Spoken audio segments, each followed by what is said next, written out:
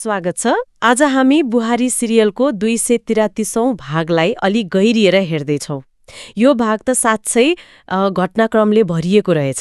हो त नि, एकातिर सिर्जनाको बिहेको हतारो, अर्कोतिर कति धेरै लुकेका कुराहरू, तनावहरू, रिसाइबीहरू बाहिर आइरहेका छन्। त्यही त। एउटा विवाह जस्तो घटनाले कसरी पुरै गाउँको परिवारको भित्री तहहरूलाई बाहिर ल्याइदिन्छ भन्ने कुरा यो भागमा मजाले देखिन्छ। हो, आज हामी त्यही पात्रहरूको व्यवहार, उनीहरूले लिएका निर्णय, त्यसको पछाडिको कारण के होला भनेर अलि केलाउने प्रयास गरौँ न त। हुन्छ। अब कथाको केन्द्रमा त सिर्जनाकै विवाह छ। 15 दिनमै गर्ने बाचा। राम त दबावमा छन् नि है। एकदमै। अनि केटा हेर्न आउने सिन पनि छ। केटा विदेशबाट फर्केको 30 वर्षको, केटी सिर्जना 28 वर्षकी। उमेर त मिलेको जस्तो। उमेर मिलेको छ, तर जसरी कुरा छिनिन्छ नि त्यो चाहिँ अलि अचम्म लाग्दो। केटाकेटीको मन मिल्ने कुरा भन्दा पनि खै त्योभन्दा बढी त रामबाबुको प्रतिष्ठा, परिवारको इज्जत, त्यसले बढी ठाउँ पायो जस्तो देखियो। केटा पक्षले त सिधै भने नि, रामबाबुको नामै काफी छ, नाता जोड्न पाउँदा खुसी छौँ। हो त नि। कस्तो भनेदेखि व्यक्तिगत इच्छा भन्दा सामाजिक दबाव या प्रतिष्ठा नै माथि पर्यो। अनि भेटघाट पनि कति छोटो। सिर्जना एकैछिन देखिन्छन्, लजाएर भित्र पस्छिन्, त्यसैलाई सहमति मानियो। अनि तुरन्तै निर्णय, भोलि टिका टालो, 10 दिनमा बिहे। यो हतार पतारले त नाटकीयता त थप्यो, तर समस्या पनि त ल्यायो नि, होइन र? ल्याइहाल्यो नि। तुरन्तै पैसाको कुरा आयो, आर्थिक समस्या। रामका बुबा ऋण खोज्न जानुहुन्छ, तर कसैले पत्याउँदैनन्। उहाँको त्यो गुनासो आम्दानी स्रोत नभएपछि सबैले हेप्दा रहेछन् भन्ने कुराले मन छोयो। ऋण माग्दा पनि तिर्ने आधा खोज्दा रहेछन्। हो नि, श्याम भाइले छोरो विदेश भएको भरमा ऋण पायो, आफूले नपाएको। यसले गाउँघरको आर्थिक यथार्थ, साख र आम्दानीको सम्बन्ध कस्तो हुन्छ भन्ने देखाउँछ। तर कथाले यहाँ अर्कै मोड लियो।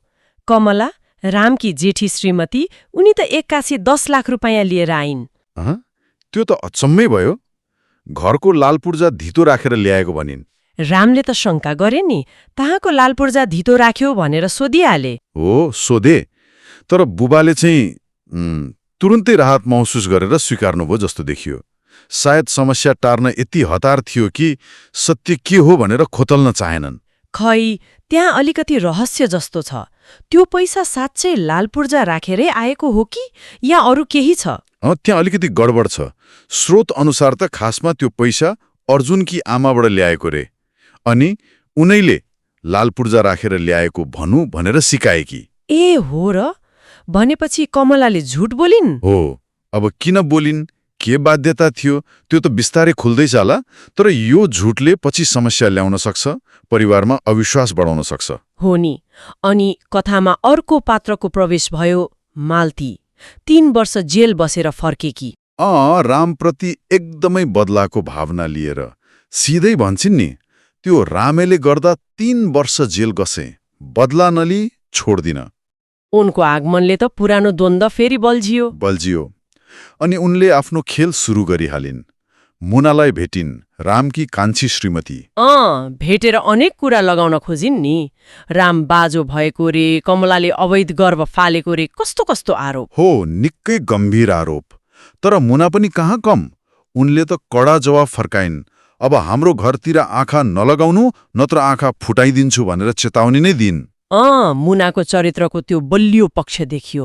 तर अर्कोतिर श्रुति छिन् नि, उनी अलिक कमजोर, एक्लो महसुस गरिरहेकी। हो, मालतीले उनैलाई समातिन्, आफ्नो पक्षमा पारिन्, अनि 2 जना मिलेर राम, कमला, मुना विरुद्ध षड्यन्त्र रच्न थाले। श्रुतिले त भनिन् पनि, अब यस्तो काम गर्नु पर्यो कि राम, कमला, मुनाको समाजमा शिर झुकोस्।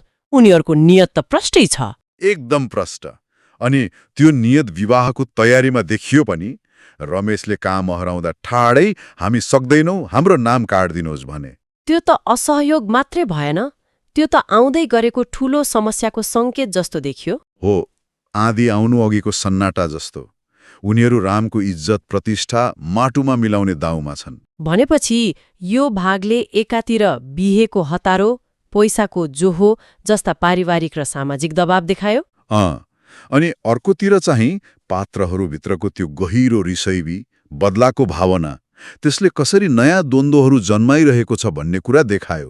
अब कमलाले ल्याएको पैसाको रहस्य के हो त्यो एउटा प्रश्न भयो। हो, अनि अर्कोतिर मालती र श्रुतिले के गर्लान्? उनीहरूको बदलाको योजना कहाँसम्म पुग्ला? विवाह शान्तिले होला कि नहोला? त्यो त छँदैछ, तर त्योभन्दा पनि ठूलो प्रश्न त यो प्रतिष्ठाको लडाईँ, यो लुकेका सत्यहरू, बदलाको भावना, यो सबबाट रामको परिवार कसरी बाहिर निस्केला? ठिक भन्नुभयो। यो द्वन्द्वले उनीहरूको सम्बन्ध, उनीहरूको सामाजिक स्थानलाई कता लैजाला? अब आउने भागहरूमा हेर्न लायक कुरा यही हुनेछ।